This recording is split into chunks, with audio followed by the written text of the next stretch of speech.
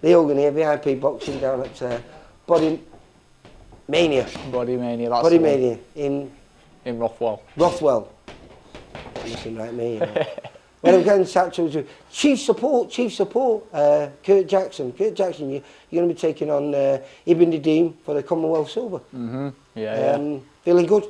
Yeah, feeling good. Yeah, training's going well, sparring's going well.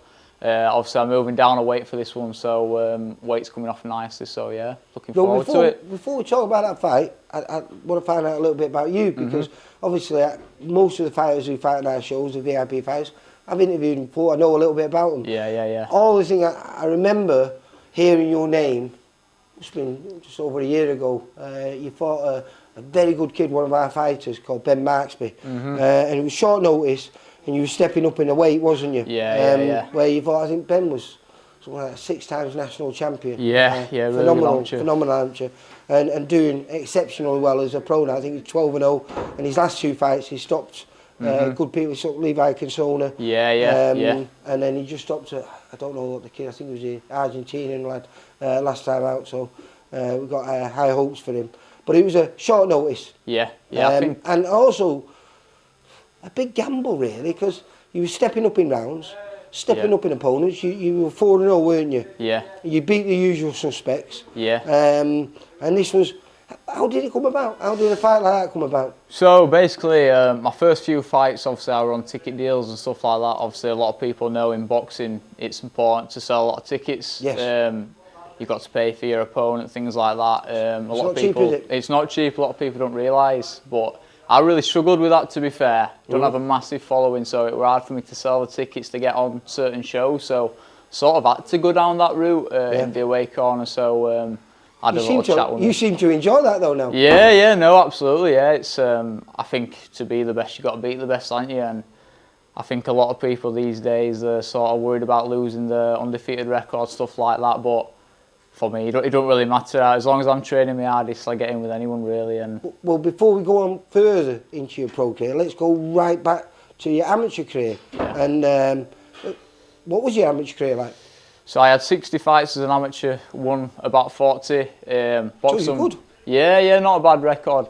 Never did too well in championships. I went in them every year, but furthest I got were the national finals. And how old were you when you started boxing? I started boxing at 9. Yeah. 9, 24 now, so all my life really, to be fair. I don't know what made me want to do it, but here I am anyway. But you're a breath of fresh air, because you're the guy that a fight gets offered and you don't say no. No. No matter how short notice, because the Ben Marksby was a short notice fight. Then you got back to winning ways, and then you took another gamble where you fought another tremendous amateur. I can't pronounce the name, an Irish kid, Trin, Brady. Yeah, Bradley, that's it. Bradley, that's it. And again, you lost out on points there, but that didn't deter you, because again, you went on the road again, up to Scotland, and was it the Youth Commonwealth title? Youth Commonwealth title, yeah. Where you beat Martin Cousin, who was, I think he was the Scottish lightweight champion. That's right, yeah. Super light you are. Right. Super light Scottish champion, yeah. And so you fought him at lightweight though, do you? Step down in weight? Yeah. Realistically, when I boxed Ben Marksby and Tien and at super lightweight, I shouldn't really been at super lightweight in all honesty. Probably should have been boxing at lightweight then, to be fair, but we had a lot of fights that had been pulled out before then, which made me take them, because I just wanted to box at the end of the day. I think when I boxed Tien, and he was like my 5th opponent, 4 opponents before him had pulled out at lightweight, so I thought, you know what, at this point, I had a day's notice for that, and I thought I will get in with anyone at that point. I just wanted to box. So yeah, that's how it came about. Probably shouldn't have done it, but I don't regret it at all. Like, I think it's built me as a fighter, and yeah, good experiences, to be fair, against 2 top kids. And well, then how did the fight for the Commonwealth Youth come about then? Because that was up in Scotland, wasn't it? Yeah. Because you beat him, and then they invited you back up there to defend it against him. Yeah. We just got a phone call one day asking if we were interested, and I said, yeah, obviously, of course, yeah. I had a quick look at him. I thought I fancied my chances, and yeah, just took a gamble, went up there and came back with Youth Commonwealth title, yeah. Right. And now, how did this fight come about then with Ibrahim Nadim? Same sort of story really. I heard there was a show at Wakefield Trin. Obviously I'm only from Pontefract, so it's really local to me. It's nice to be boxing that close to home. Just got the phone call, said obviously it's that super featherweight, which is a weight I've not boxed at yet. Had a little conversation with my coach and manager, Michael Marsden, and both agreed we're willing to give it a go. And so far the weight's going all right, and yeah, should be a good one. Well, I was speaking to Mike before you arrived, and I was asking, you know, about this because obviously most of your fights early on, because the day before, on the day weigh-ins, you were a little bit heavier, so it wasn't too much of a step up. But with it on the day weigh-in, and you're weighing that, and they're getting on the day weigh-in, and they're weighing that, they're going to be probably by the time they step through the ropes, they're going to be a good 3/4 of a stone heavier than you. Yeah, exactly, yeah. So that was a bit, but this one, he was saying, you was making lightweight fairly easy. Fairly easy, He felt like there's no reason why, if you got an opportunity at super featherweight, you couldn't take it.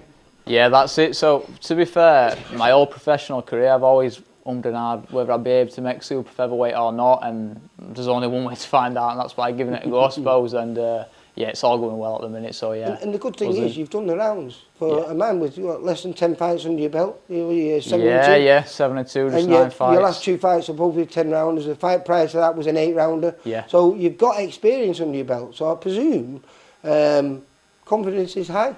Yeah, very confident. It's a great fight for us. Yeah, I'm buzzing with it, to be fair, and to be considered the away fighter in just Wakefield down the road from me, it's fantastic, really. It takes the pressure off you as well, doesn't it? Yeah. I've sold a fair few tickets for it. I'll have a bit of support there as well. So yeah, I'm really looking forward to this one. And who's preparing? I was watching you today on the pads. You look nice and sharp. Left hook looks nice and crisp. Yeah, nice. Who have you been preparing with this?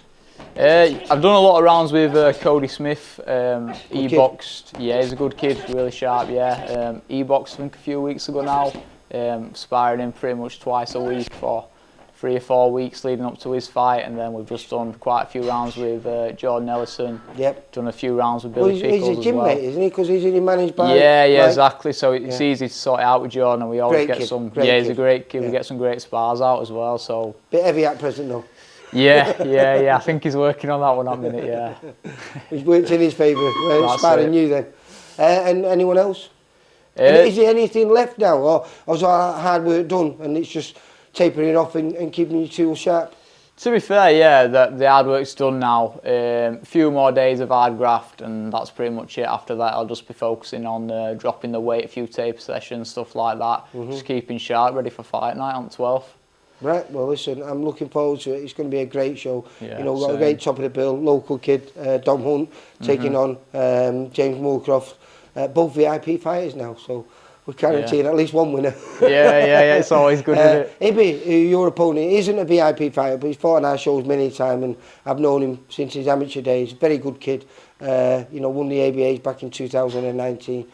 Picked up the Central Area title just before Christmas. So yeah, I expect it to be a really, really good show, because I think the 2 title fights, I think, are going to deliver. Yeah, no, I agree. Yeah. Right, well listen, good luck for the rest of the camp. I'll see you on the 12th. Thank you very much. I'll see you at the weigh-in on the 11th. Yeah, brilliant, yeah. Thank you. Take care. Cheers. See you later, Kurt. Bye. For all boxing info, news and latest interviews, amateur and pro, across the north, click and subscribe. VIP Boxing Promotions. Also, Twitter, Instagram and Facebook.